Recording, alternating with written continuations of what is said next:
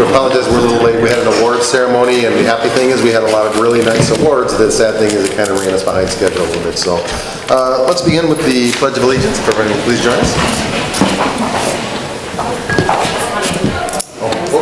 If we had an American flag, that would be better. There we go.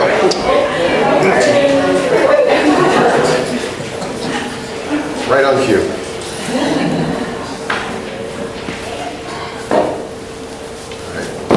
Please join me in the Pledge of Allegiance. I pledge allegiance to the flag of the United States of America and to the republic for which it stands, one nation, under God, indivisible, with liberty and justice for all.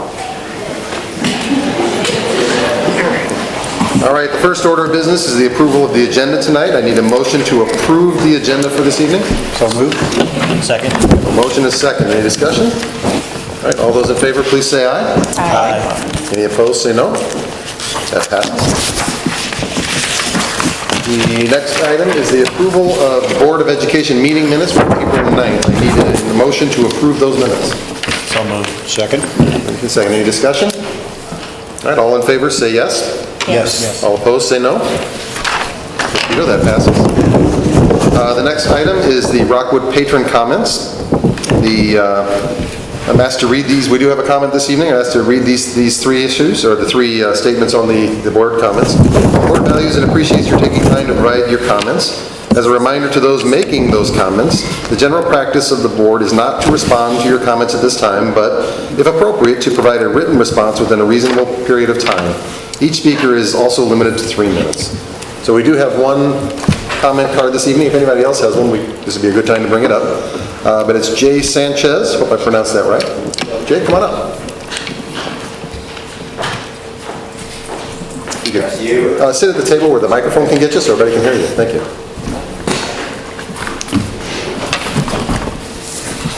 Okay. I'd like to address you guys on your, still children living in the school district. I made a call to the Rockwood, and they said, okay, we'll investigate that. This was in October. I called back in December and said, why is this kid still going there? And they're like, well, and I talked to them, they're like, what's your address? I gave it to them, they're like, oh, that's the address he's using. I'm like, oh, good investigative work. Then I bring court documents from St. Louis County proving that they're living outside the district, and yet today that kid is still there. Nothing's been done. But you guys want to raise our taxes and do that for people that live in this district and do everything right, but you have no problem treating out of district kids. Oh, well, his mom signed this paper, she did this and that. I mean, where are the limits here? Is it just whoever wants to come to our school district, we just let them go and force the fees on the people that do live in the district properly? And because I had someone else that lived in the district, was having a house built in the district, but sold their house prior to the new house being built and said, hey, I'm going to have to move out of the district for 3 months. And you guys still want to charge them for those 3 months while they're going to be out of the district, even though they told you and they were moving back in and everything. But yet this kid, no problem being done with it. Thank you. Thank you, Mr. Sanchez. I don't know the details of that case, but we will have someone get back with you. Thank you. All right, if there are any other patron comments, let's say we don't have another card. Move on to the superintendent and board comments, and I'll turn that over to Dr. Knox. I'll start by saying it's not customary for the board to respond to patron comments. We always get back to those that do speak. But since I have superintendent comments, I will give you my word. I'll check into that. I can tell you that there's always more to the story when it comes to residency issues than what meets the eye, and a lot of times. I understand, but on our end, you have to understand that it doesn't behoove us to allow children to attend our schools that don't live here. It doesn't behoove us to do that. So there's no rhyme or reason why we would turn our heads as you seem to think we are doing. There has to be something to that. I'll gladly look into it. I can give you my word, look you in the eye and tell you that if there's a student living in the district or not living in the district attending school, we will deal with that. Okay? All right. First thing I'd like to do tonight is make a pretty exciting announcement. The board moved in closed session to name a principal for Fairway Elementary School, being vacated by Dr. Cobb, who we have promoted to a central office position. So we're happy to announce the new principal for Fairway Elementary School, Mrs. Lorinda Cry.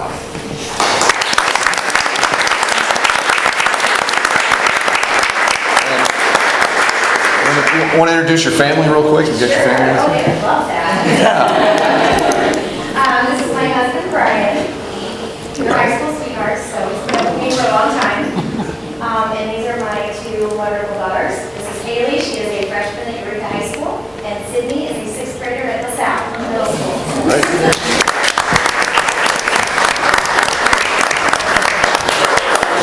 Thank you, congratulations. Thank you very much. A few other items. For the second year in a row, all 4 Rockwood high schools were named America's Most Challenging High Schools by the Washington Post. Marquette, Eureka, Rockwood Summit, and Lafayette high schools earned state and national recognition by the publication.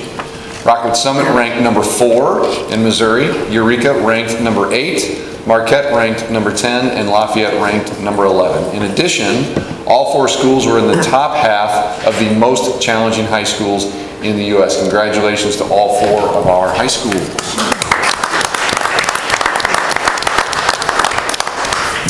In recognition of the school's ongoing success with the Leader in Me program, Ellisville Elementary School has been named a Lighthouse School by Franklin Covey. Worldwide, there are 122 schools that have reached Lighthouse status by the Leader in Me program.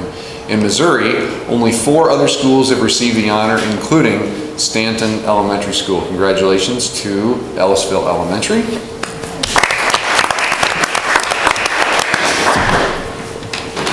Seven Rockwood students will get the opportunity to conduct research at the University of Missouri St. Louis this summer.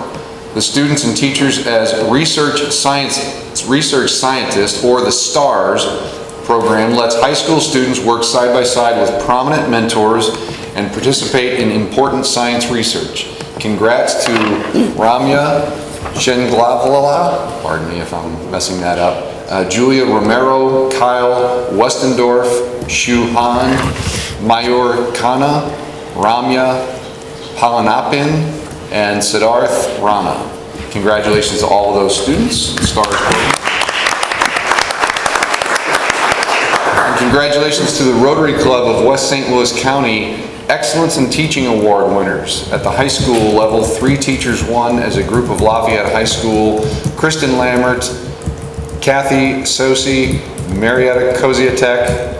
At the middle school level, Elizabeth Smith won for Wildwood Middle School. At the elementary school level, Steve Brim of Ridge Meadows and Angie Nichols of Green Pines won. Congratulations to all of them.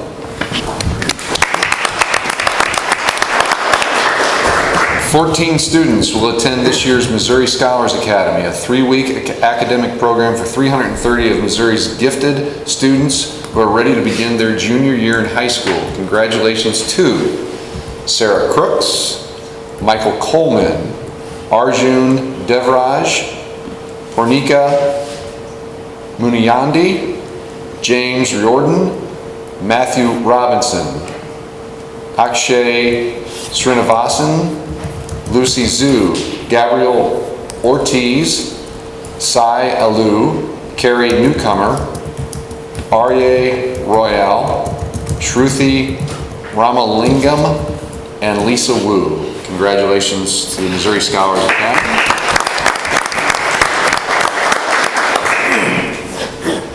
And finally, Ellisville 5th grade student Lachlan Stewart won first place in the junior division of the Creating Original Music Project, otherwise known as COMP, at the University of Missouri. In recognition of his fine musical achievement, he will be awarded $400. Ellisville Elementary will also receive $1,000. Congratulations to Lachlan. The only other thing I wanted to mention, just to make sure that we recognize that it is our board secretary's birthday today. So happy birthday Happy to birthday. Gretchen. Again, 39 again. 39 years old. That's all, Mr. President. All right, thank you. Any other board member have comments? with them. I know we're getting right to the end of the year, which means lots of awards, lots of celebrations, a lot of things to do. It's always a fun part of the job to be able to attend those, so I'd encourage the board members to, as many of those as you can make, please try and do that. So, all right, move on to the Rockwood consent agenda. I need a motion to approve the consent agenda items as submitted. So moved. Second. A movement and a second. Any discussion on any of those? All right, all those in favor, please say aye. Aye. Any opposed, say no. Ms. Vito, that passes. Thank you. Get to the right item here. We're going to go to the agenda items. All right, agenda item 9.01, Rockwood Custodial Education Association current agreement and current custodial salary for 2015-16 through the 17-18 school years. And Dr. Katie Reveille and Mrs. Carol Jackson are going to present for us. Here they are. I guess first I need a motion to approve the negotiated settlement between Rockwood School District and the Rockwood Custodial Education Association. The agreement will be effective from July 1st, 2015 through June 30th, 2018. So moved. Second. Motion and a second.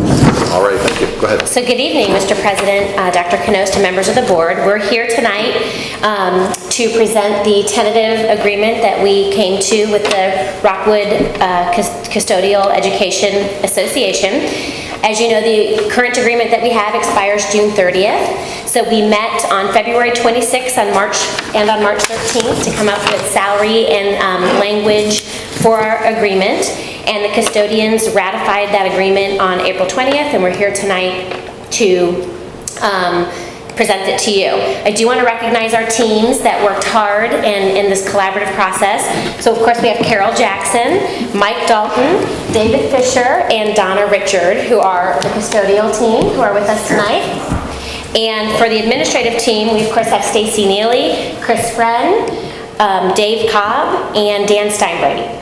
So thank you to those staff members for their time and efforts in this conversation. We have agreed to a 3-year agreement with the custodians, and I think that have moved forward with a lot of great collaboration for the future. I'm going to turn it over to Carol.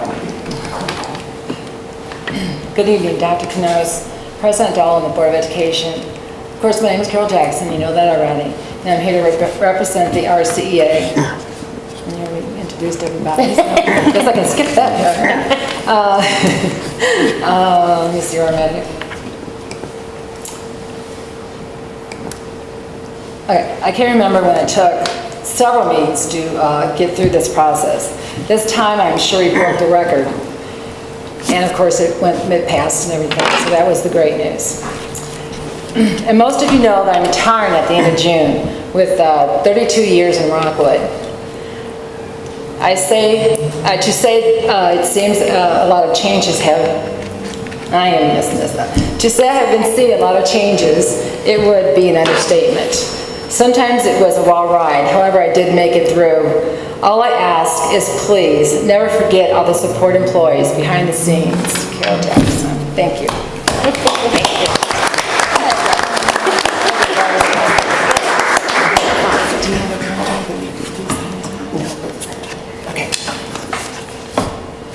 Any questions? Any board members have any questions? No. I was reading through the document, and there weren't a whole lot of changes, so I would infer that that means the agreement's working pretty well, that there wasn't a lot of discontent on either side. So. I think it was my first process with the custodians, but I think it was a collaborative process with the Rockwood team and the custodians working together to resolve any of the issues that we had. I would like to comment to Carol and the team that obviously I get out a lot and am out in the buildings, and whenever I do see some of our custodians, I try to speak to them and try to make sure. I'm so impressed with how well our buildings are kept, and that is a lot of behind the scenes work, and you all deserve all the credit for that. We thank you for that, and you make us look good, and that is so much appreciated by me, and I know the board, and I know all of my administrative colleagues. So thank you for that. Thank you for your hard work, and thank you for caring and for the high expectations that you have for yourself. It's very, very noticeable and very appreciated. Thank you. Thank you. Any other board member have any comments or questions? Actually, I do. I've been around Rockwood for 30 years, and I've seen the type of schools that our custodians take care of. I've also visited almost every single district in the whole city of St. Louis and the county. And there's just no comparison to the way our buildings look in comparison to any other school anywhere. You can walk in a Rockwood school and you can see the pride. You can walk in some of these other schools and you see dirt, you see the lack of pride. And that's, to me, that's what the custodians have brought to us in the Rockwood district. When I became principal, the first thing I did was go introduce myself to the custodian because I knew he would take care of me if he liked me, and I tried to make him like me because I wanted him to take care of me. Or she. Yeah, or she. I'm very proud of the custodians. You guys have earned it, and thank you very much. Thank you. Thank you so much. Thanks. Appreciate it. Any other We do try comments or hard. questions? All right, we'll go ahead and vote on that then. This is to approve the agreement. All those in favor, please say yeah. Aye? Yes. Yes? Yes. Any opposed, say no. That passes, thank you. Congratulations, thank you for your hard work.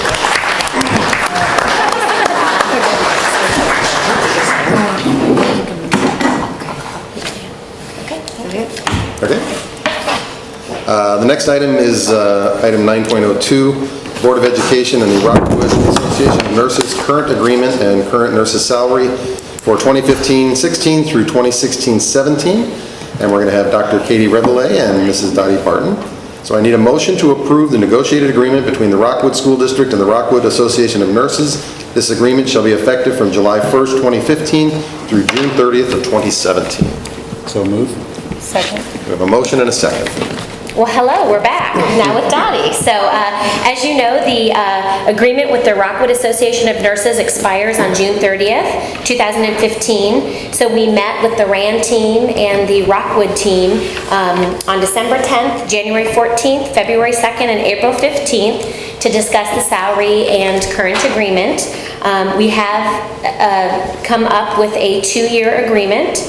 And I do want to recognize the members of the collaborative teams that work together. So, of course, Dottie, Maureen Conley, Priscilla Steele, Kathy Weeder, and Lori Cunningham were for the nurses. And for the administrative team was Stacy Neely, Amy Weir, Tim Rooney, and Nisha Patel. And I appreciate their time and efforts in this process. And I'll turn it over to Dottie. As do we. So thank you all for your time and attention and the you know, you've heard me say before, this process is positive, it's collaborative. This time I really mean it. It was different. You didn't before? It was better. Okay. I did, but it's different. It was different and it was better. So we appreciate the leadership of Dr. Reveille that brought a different perspective and a different tone to our negotiations for the first time that I've been involved. So that was very wonderful. We made some important improvements to both the structure and the logic of our compensation plan. Good things that we've been talking about for a long time that we have now made happen. So I would just like to thank you for your effort and your support. Negotiating with someone who has a crystal clear understanding of what we do and the impact that we have on the mission and the goals of this district was very gratifying. So to the board members who are new to your roles, I would extend the invitation to come and see us. If you think you know what school nursing is, but you haven't spent any time with us for a while, come on down, spend an hour with any nurse in any building, and I think you'll come away with a different opinion of maybe what you thought it is that we do. So we're looking forward to wrapping this up and putting our focus back where it is, where our hearts are all along, on taking care of the kids and their families and the teachers who teach them in Rockwood. So thank you. Thank you. Board member have any questions or comments? I'll comment again. Welcome, Dottie. Thank you, Keith. People who don't see the nurses every day have a tendency not to understand what they do. After seeing nurses for well over 40 years in the public school arena, I realize the extra burden and things that you do now that you didn't do 20 years ago. I think after I went and visited the custodians, the second person I met was the nurses, and then the third person were the cooks. And you guys make a school, and we're very appreciative, and I know parents are appreciative of the way you treat their children and the way you handle their children. I'm forever indebted to you guys. You do a tremendous job. Thank you. Thank you. Same as I said with the custodians, I try very hard when I'm in buildings to get by the nurses and say hi. And I would only argue with one thing. You don't have to be there an hour. You can be there 5 minutes.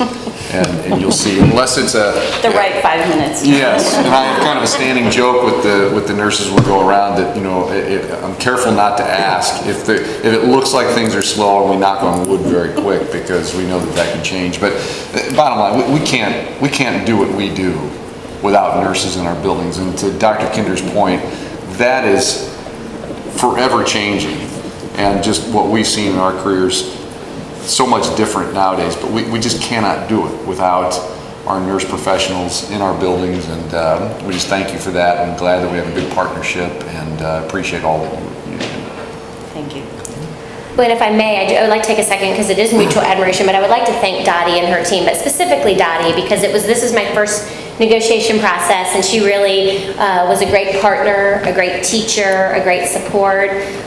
Sometimes we had a little conflict, which that was good too, but so it was a great process to work through with Dottie, and she was very supportive, and I don't know what I would do without Stacy Neely, just assisting me along the way, and I think that this collaborative process really came to fruition because of the two ladies that are sitting here with me, so just wanted to make sure you guys were aware of that. I would express as well, to just echoing the others, as you know, I have a close family member who is a school nurse, and she tells me the job that they do, and I keep asking her, why would anybody do that job? But thank God you're here. So it's a very important function for us. Any other comments or questions? All right, the motion at hand is to approve the negotiated settlement for the Rockwood Association of Nurses. All those in favor, please say yay. Yes. Yes. Any opposed, please say no. Ms. Vito, that passes. Okay. Thank you very much. I'll get the signature page. Thank you. Right. And items come and go, but Katie stays. The next item is general support staff ranges, and salary increases for the 15-16 first reading. So the motion I need is to postpone the approval of the salary range and a 3.03% salary increase for general support staff for the 2015-16 school year until the next board meeting scheduled for May 7th, 2015. So moved. A motion? Second. And a second?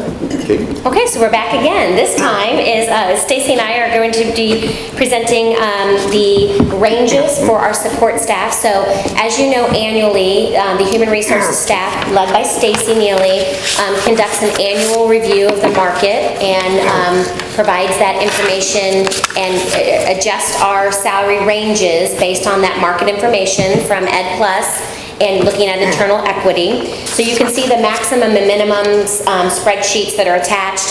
Remember, those ranges are for when we bring a candidate into the position. That's the minimum salary, and then of course the maximum salary. And again, that's a study led by Stacy Neely. The second part of tonight is to recommend a 3.03 salary increase for general support staff. This includes all support staff employee groups except those with current agreements. And as you know from this evening, that would be custodians, nurses, and social workers. And social workers, we will bring an agreement at a later date. So for tonight, what we're voting on is to postpone the final vote. Correct, and any questions that you would have regarding the support staff salary increase or specifically ranges or the comp study review that we've done. Any board comments or questions? Did I read that right? Most of the changes are like $1 per hour, is that right? In the ranges? No.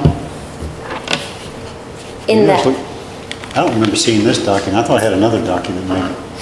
The ranges really vary depending on the group and then the comparison with Ed Plus, but most of them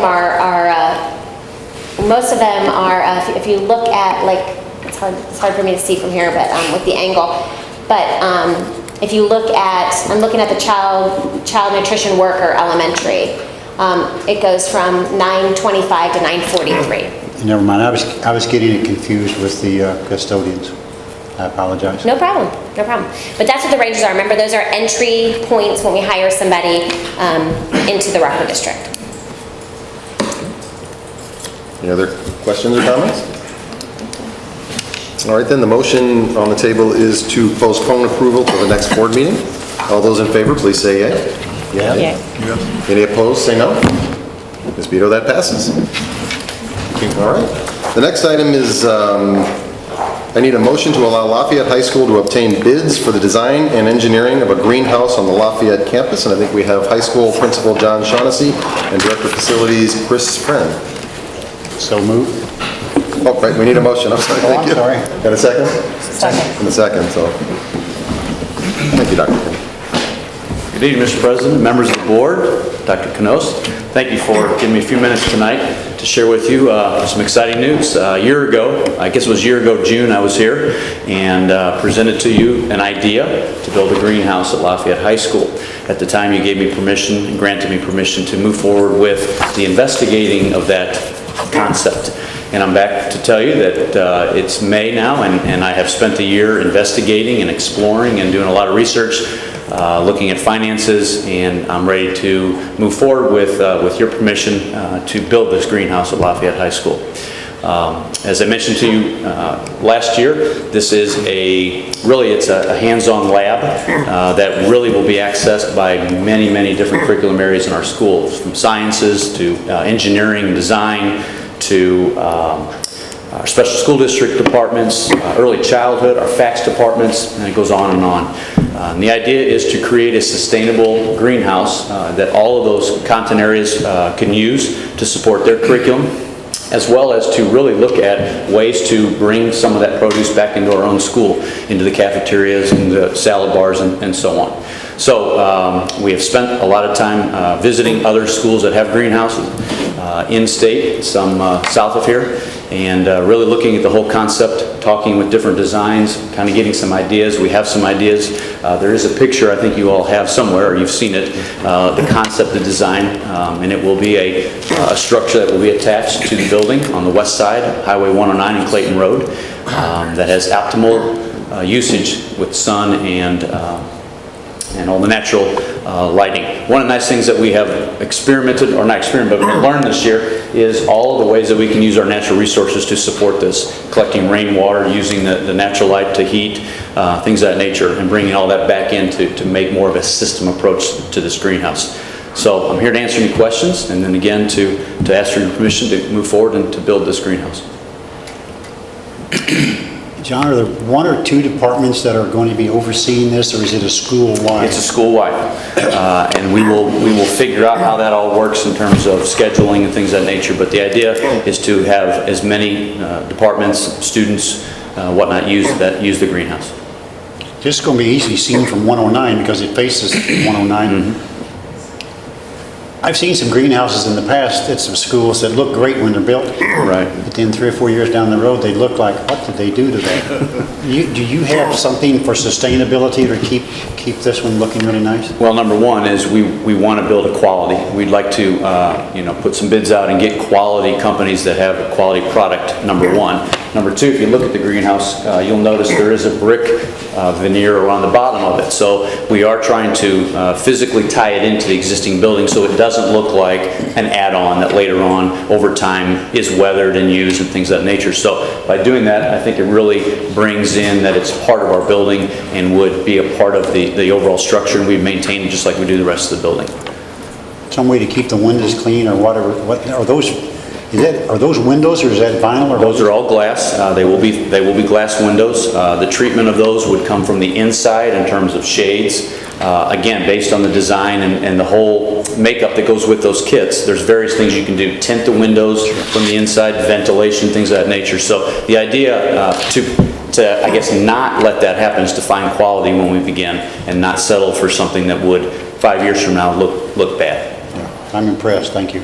And I understand you have the... I would say that we're very comfortable with our basis of design, and just like anything else, the technologies in the greenhouses has advanced from what we've seen over the years. And at this point, with your permission, we'd like to hire an architect through the proper process and move forward with this project. And you've identified the funding source for this already? Yes, sir. All the funding is established at Lafayette High School in our account, so yes. Okay. I think it's a great project. When you were visiting other schools to look at what they had, was there anything that you found that that kind of surprised you that you could use? Well, it gave us some good advice, and that is similar to what Dr. Kinder just mentioned, is it's great when it gets built, but if you don't have the programs that are planning to use it and have some kind of system in place to make sure that happens, they go empty. And then a couple years from now, you have an empty greenhouse. It looks great, but there's nothing in it. So really what it forced me to do is to really make sure that we can tie this into our existing curriculum so that it doesn't do that. That this becomes really a supportive resource for many of our content areas. And finding the right schedule, finding the right people in the building to kind of lead that charge to make sure that doesn't happen. And I think one of the neat things is when you see what it can do, our goal is to always have it filled and used year-round. So we learned kind of what not to do on some of our visits. And we also learned which ones were extremely built very quickly. They look good at first, and then years later they're cracked and they look bad. So we want to make sure we go with a quality product, and we hire a quality company to make sure they do that for us. In reading what was prepared for us in our board packet, I was surprised at the number of school departments that were going to be involved in it. It was quite a few. Well, it has evolved since we started. Initially, we began our discussions with, if I remember back, and I think some of you remember that, the conversation was really focused on how do I keep my special school students who are in the self-contained programs and going out onto job sites for job skill training, how do I keep them on my own campus and do the exact same thing? This was a great way to begin that process. But as we talked about it and really realized the utilization that could be there, it blossomed. And more people wanted to be part of it, more student organizations wanted to support it. How can we help? How can we be a part of this? A couple weeks ago, you were here and heard our OTC students present their run walk that's coming up in a couple months. Those proceeds are going to the greenhouse. They really wanted to see how they could support it. So that was the Lafayette portion of that. So more and more groups are becoming, seeing that this is going to be a really neat thing for our school, and many people can use it. Yeah, I remember when you presented, I wasn't on the board, but I was in the audience, and I remember that, and it was the special needs students were going to be the main focus, right. And when I read the document, right. I don't even remember that was mentioned. Right. But it really has blossomed, and I'm really excited, and the energy about moving forward with this project. Good. John and Chris, clearly I'm excited about it too, and I know that it is going to be a success, and it's going to generate a lot of interest over the years, and we won't have to worry about the concerns that Dr. Kinder posed, but I'm going to ask this anyway.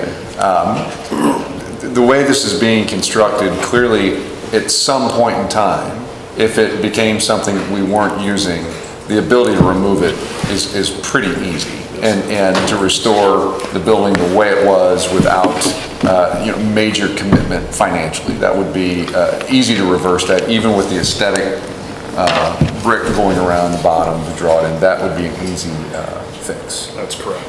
Okay, and then the final thing, to what level, just for folks that are interested in this and for the record, to what level have we had discussions with Wildwood on the project? We've had preliminary discussions just to, before we move forward too far, just to ask if they would foresee any issues with it facing 109, and preliminary discussions, they have no problem with it. Any other comments or questions? Great. Herman? Do you have any coordination with Danforth Plant Science or anything in those areas, or the Monsanto people here in Chesterfield? That's a great question. When I first presented to the board, my initial request was to give me some time to apply for grants and work with some organizations like the ones you just mentioned.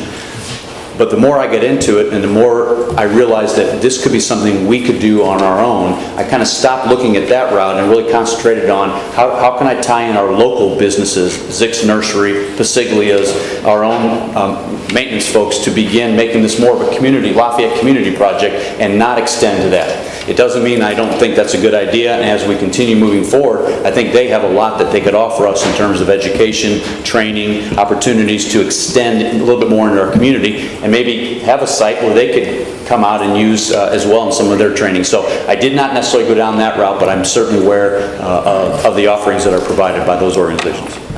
I've been to the Danforth, I haven't been to the Monsanto one, but the Chesterfield Kiwanis taking a tour of the facility shortly, next couple of weeks, and I know they do a lot of research, naturally at the Danforth one on the plants for medical purposes, what they get from it.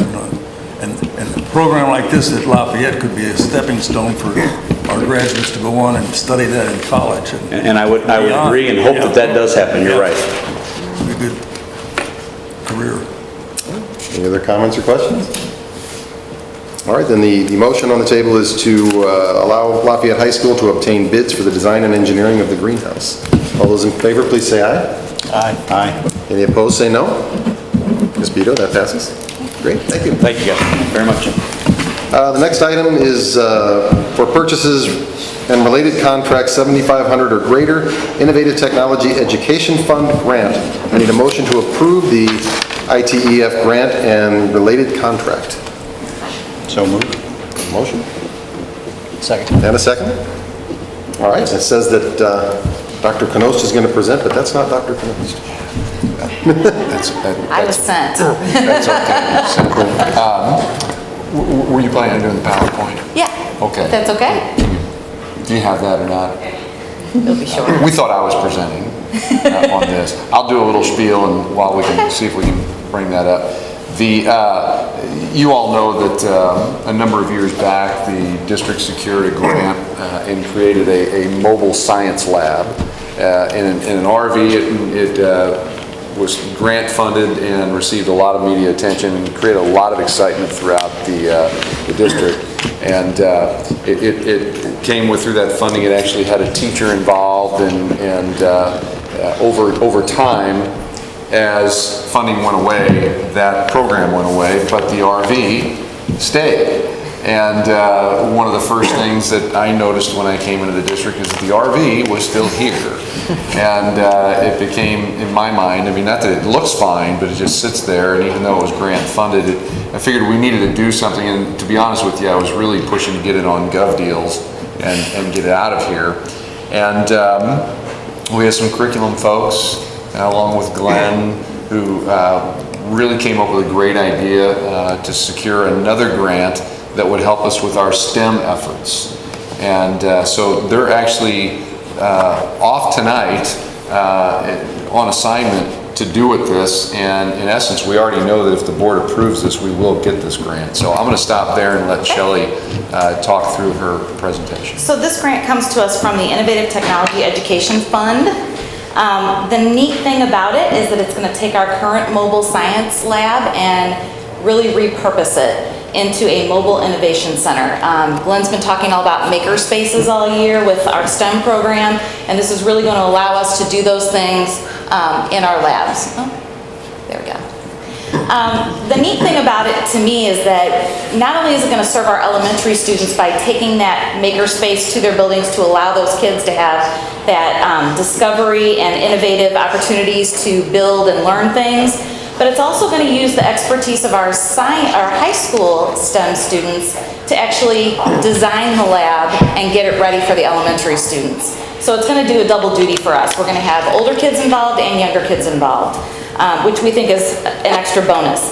We actually had students on hand when the ITF people made a presentation to us and came and visited and looked at the lab. And the students did a lot of the talking, and it was great that they jumped right in there and gave the grant speakers some opportunities, told them what things they wanted to do with that mobile lab, and had lots of great ideas. And they were very impressed by the things that our students had to say. The other nice thing about this is that it's going to give our elementary kids that opportunity that they right now don't have. We're thinking that it's probably going to be in the upper elementary grades. We're not quite sure what grade levels we're going to work with yet, but have no fear. We've also been working on STEM lessons for our K through 2 students too, through the science classes. So everyone will have an opportunity at some point.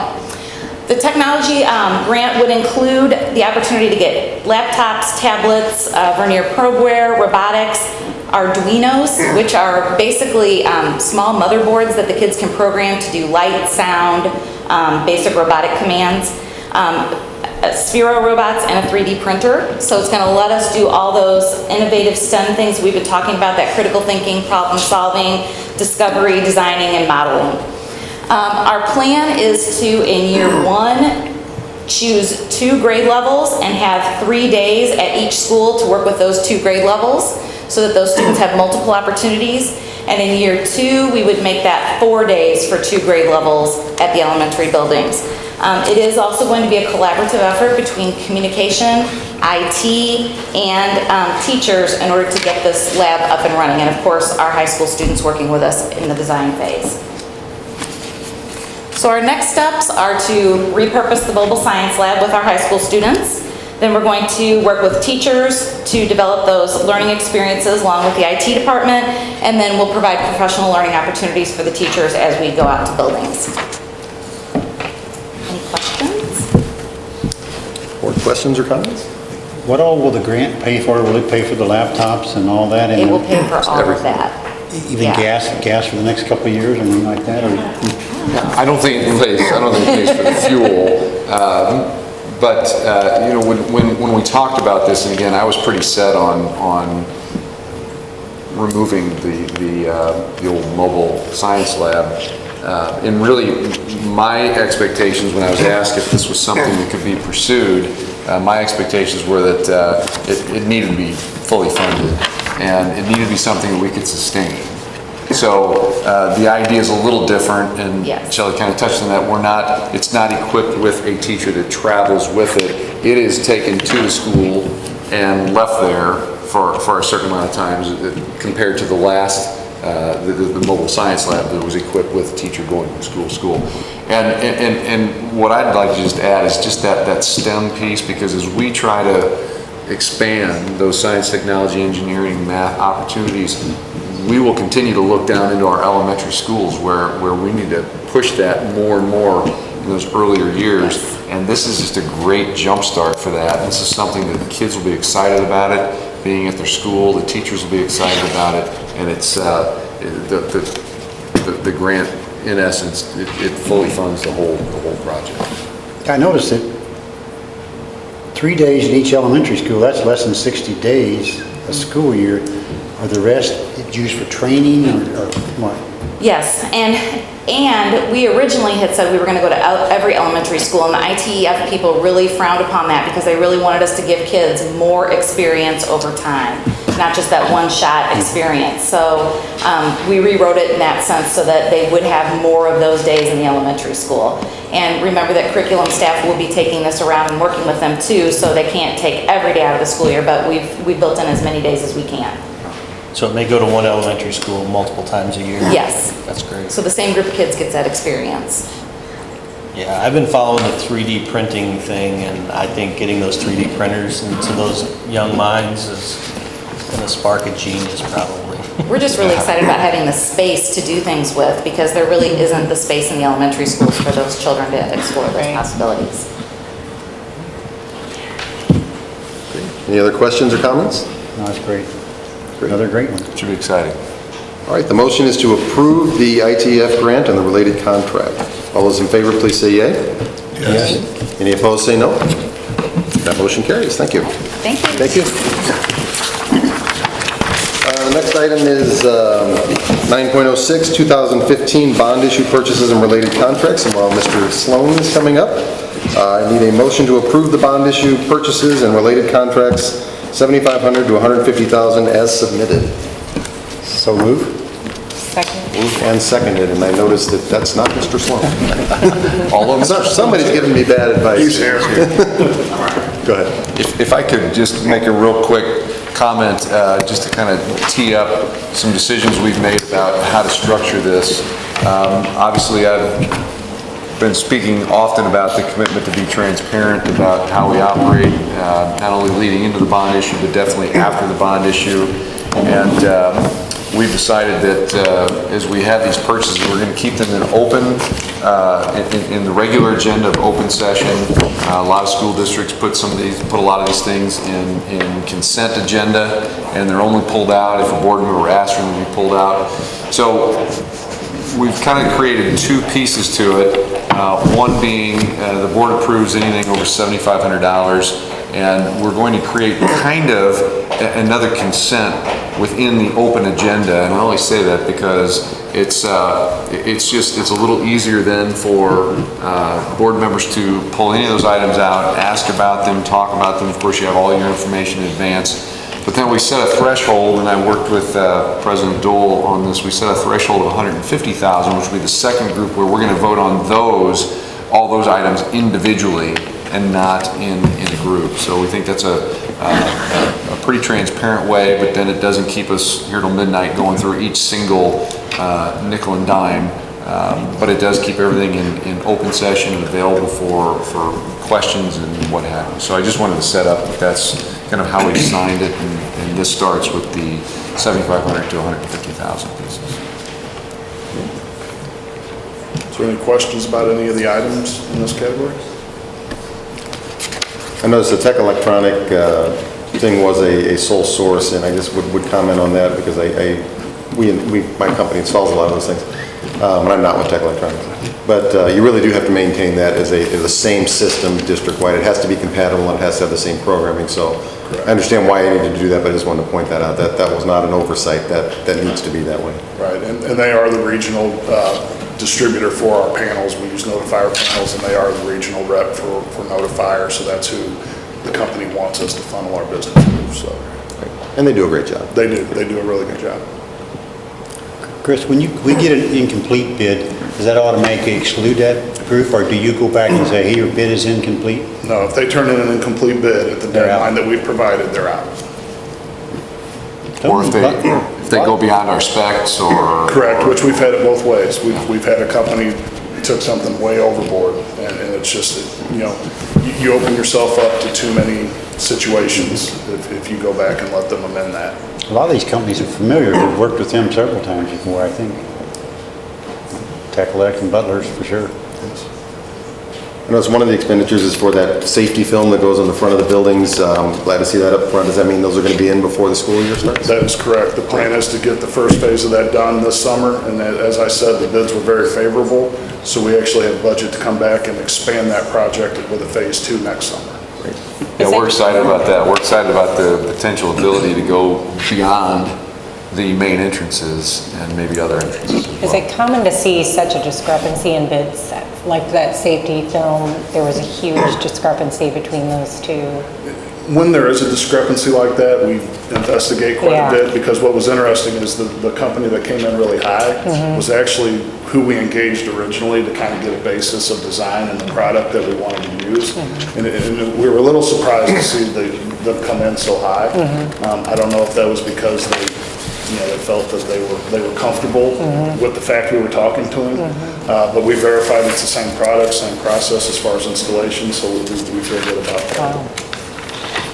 That one brings up an interesting point too. Dallo Glass didn't bid. What would you have done if Midwest didn't bid and you only had one bid from 51 Films? Typically what we've done in the past, especially on a project of this scope, we would have re-advertised. Okay. Any other questions or comments? All right, the motion on the table is to approve the bond issue purchases and related contracts from $7,500 to $150,000 as submitted. Okay. All those in favor, please say yay. Yay? Yes. Any opposed, say no. Great, thank you. That passes with you. All right, the next one, we have the same gentleman, I'm sure. It is for purchases and related contracts over $150,000, and we're going to take those one at a time. So I'll wait till you speak for a minute, and then we'll ask for a motion on each individual one and pass them that way. So go ahead. Are there any initial questions, anything that anyone's concerned about? I can go through each one briefly if that's what we'd like to do. I'll start with Carroll Seating Company, that $166,000. That is for the Lafayette High School main gym floor. I will say, you'll notice that there was a couple of these projects that we didn't have the bids submitted that we were hoping for. I will tell you at the pre-bid meeting, we had a full house. One of the issues we ran into is we are a little late in the game with the timeline that we've had with this bond issue. And a lot of these companies were a little concerned about getting them scheduled and done this summer. So we're still comfortable with the contractors we have on board, but that's why you're not seeing 5 or 6 submittals. It's a very specialized industry with the wood gym floors, and we were a little late coming to the table with our project, so scheduling was an issue for some of these companies. Corporate Flooring Group, the $328,000. Those are the other 2 wood gym floors at Eureka and Rockwood Summit High Schools. We will be doing the wood gym floor in the B gym at Marquette High School next summer. We were scheduled to do it this summer, but the scheduling with events that they already had, it was too much to push off till next year, so we agreed with the administration at the school that we would go ahead and tackle that floor next summer. DH Pace, the $480,966, that is the interior door locks. That's switching from the keyed function on the outside of the classroom to a push button type on the inside, which will improve our lockdown procedures district-wide.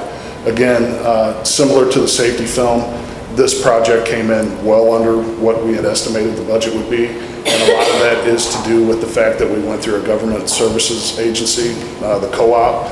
Our labor numbers and our materials numbers were far lower than what we projected.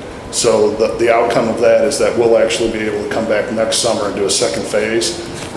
If there's locks in the buildings that principals want done and that are outside of the scope of an interior classroom, we'll be able to do those next summer.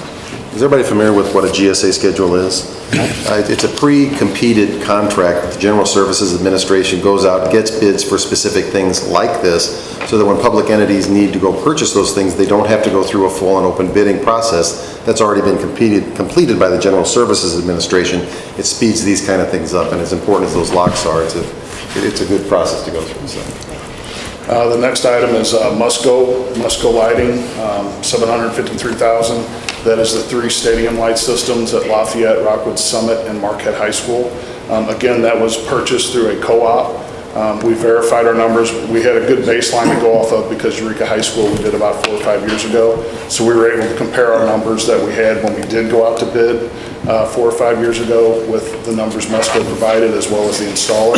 And we're very comfortable that is a solid number. So those are the 3 stadium lighting systems. Chris, can I ask you to just talk briefly about our interest in this lighting product and also the experience that we had with some of our previous lighting standards and specifically an issue that happened here at Crestview? Right. What drove this project, and it was about 4 or 5 years ago, what drove the urge to replace our stadium lights is we actually had a pole at Crestview Middle School here come down in a storm and landed in one of the neighbors' backyards. Everyone's seen how big those poles are, and that was actually quite frightening. So we actually had an engineering firm come in and do an assessment of all our lighting systems throughout the district. And as you can see, there is no longer a lighting system here at Crestview because it was deemed unsafe. And that was verified, obviously, by one pole coming down in a storm. So we also had them evaluate the other 3 high schools. Obviously, Eureka High School came back as the next urgency, and we addressed that one as soon as we could. We've actually already replaced 1 pole at Rockwood Summit and 1 pole at Marquette High School to get us to this point because we were concerned with the safety of those poles and the lighting systems. What's attractive about the Musco lighting system, it's very state-of-the-art, comes with a 25-year warranty. They have a monitoring system that they actually will notify us before we're even aware that we have a light out or a fuse out. The only thing that our technicians have to do in 25 years is replace a fuse. That's all they have to do. If there's a light standing out, an electrical issue, it's all covered under warranty, and Musco sends out a local contractor to address those issues. They also have the ability for our ADs to give them the schedule, and they upload it into the system.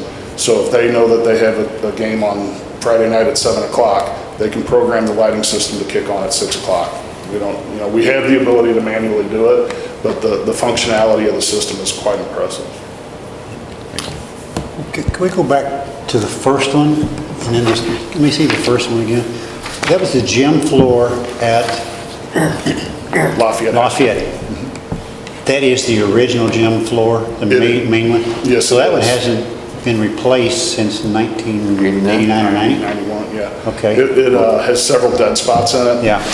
So. Okay, I understand that one. Can you go to the next one then, which I think is Eureka Summit and, Eureka Summit. Yes. I'm assuming that's the original Eureka floor, surely not the new one. That's correct. It's what we consider the B gym now. Yeah, the B gym. Which when you were there, that was the main gym. So it is the original floor. And then Summit, which one is that? That's the B gym.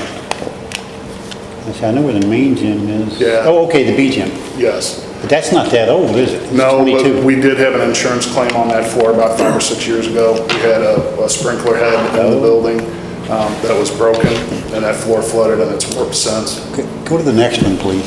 I hate to keep having you do this, but I just need clarification. I should have called. No, I'm okay with that. I'm okay with the interior lock. You're saying that's interior doors only, and something next year because that came in, that we could do next year possibly? Correct, because we're not going to hit every interior door in our buildings with this. Our focus was on getting the classroom secured with the new mechanism, so we know that there'll be more requests next year, and we have the funding to do so. How soon will they start on that?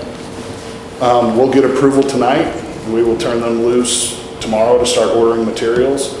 As soon as school is out, we'll launch the project. Nice. Look at the last one, please, real quick. Yeah, the fourth one. Musco. Oh, I didn't have anything on that one either. I'm sorry. That's fine. I'm good. Thank you. All right, well, let's take these one at a time, and anybody can ask any final questions before we vote on them.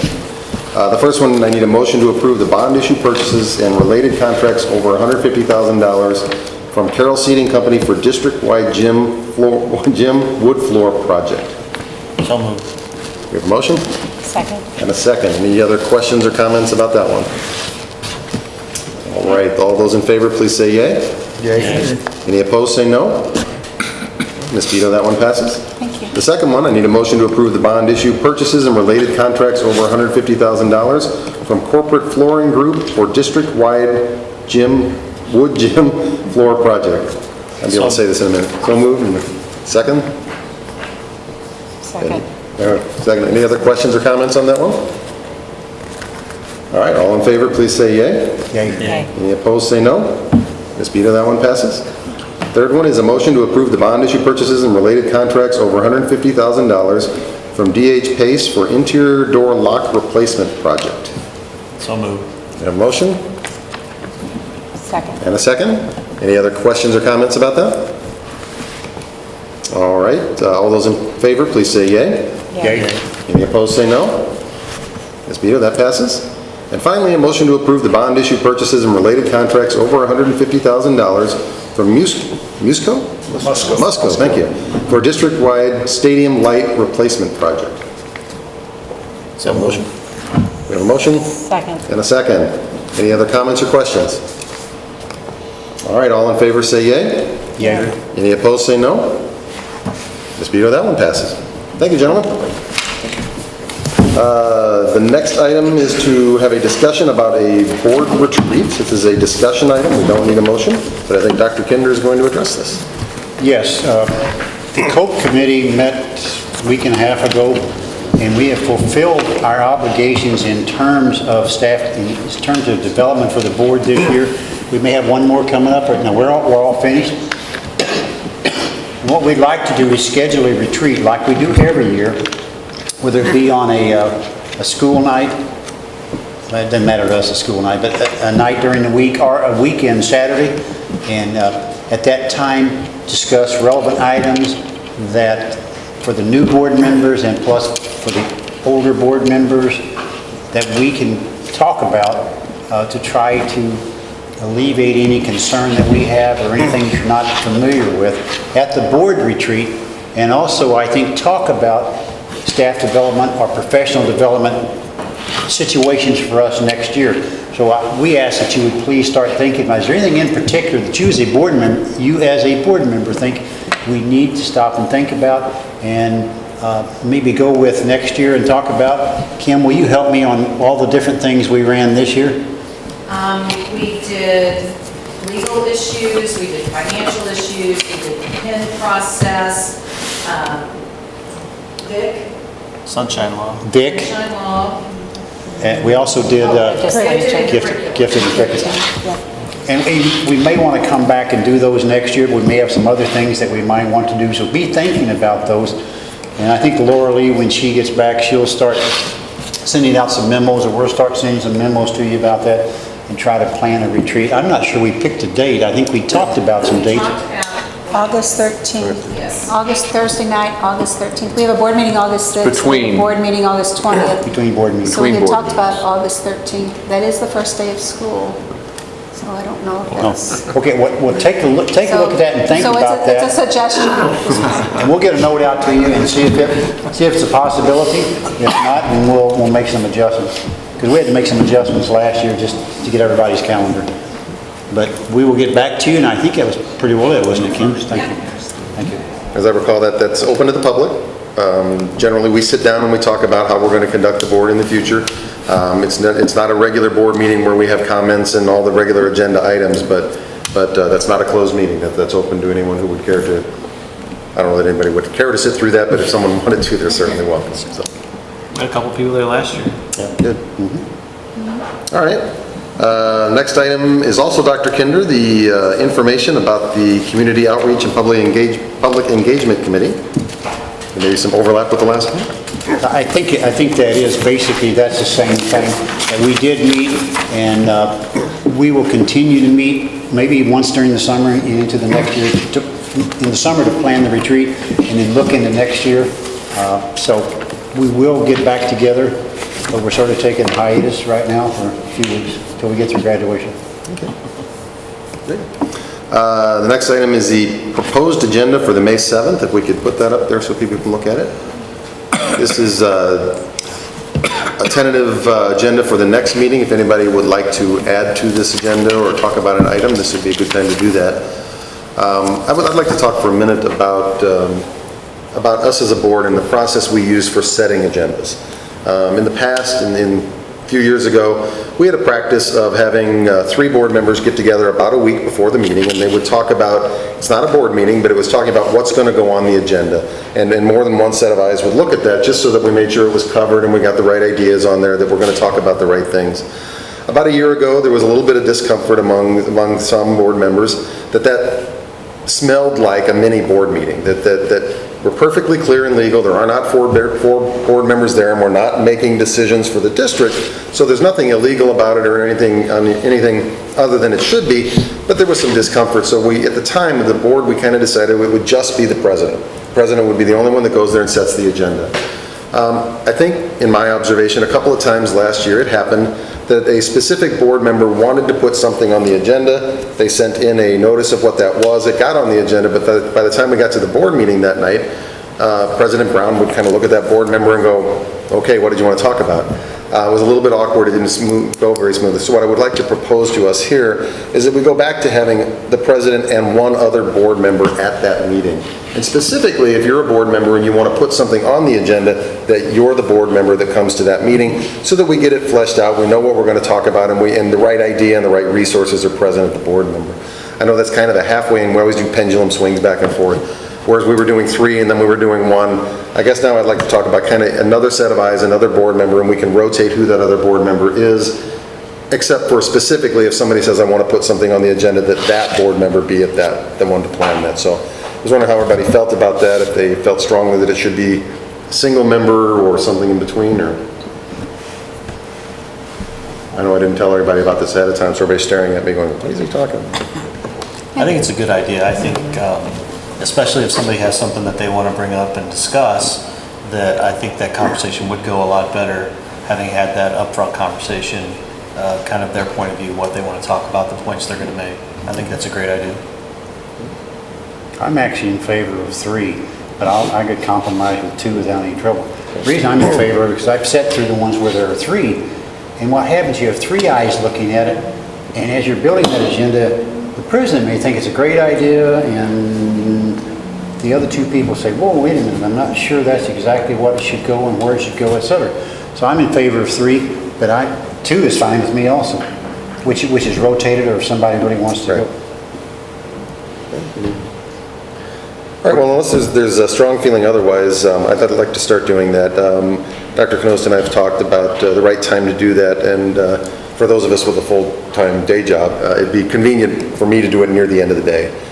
So somewhere around 4:30, something like that, late in the day, about a week before the board meeting. So if anybody has a specific item they'd like to get on the next agenda, we can make sure you're invited to the next one. If not, we'll just start at the top and go alphabetically and start rotating who that's going to be, so. Okay. Any other specific items for next board meeting? The agenda's up there. We'll let them fill that out. And usually about a week ahead of time we're seeing those. So. That's another awards night, right? Yes, it is. Yes, it is. And what time? 5:30 for closed session, and the board awards will start at 7.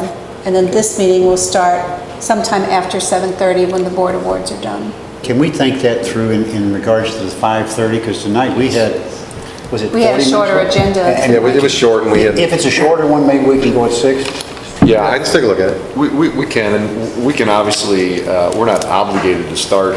We have to post to make sure that our meetings are, we're not obligated to start a closed session at 5:30. Oh, we can't so- start before that. We can't start before it, so we can even up to the last minute if it just looks like it doesn't come together. There are times when we could use that extra time, and we really can't predict right now how much will be on that closed session, but as it comes together, we can communicate out and let everybody know that there's no need to show up until 6.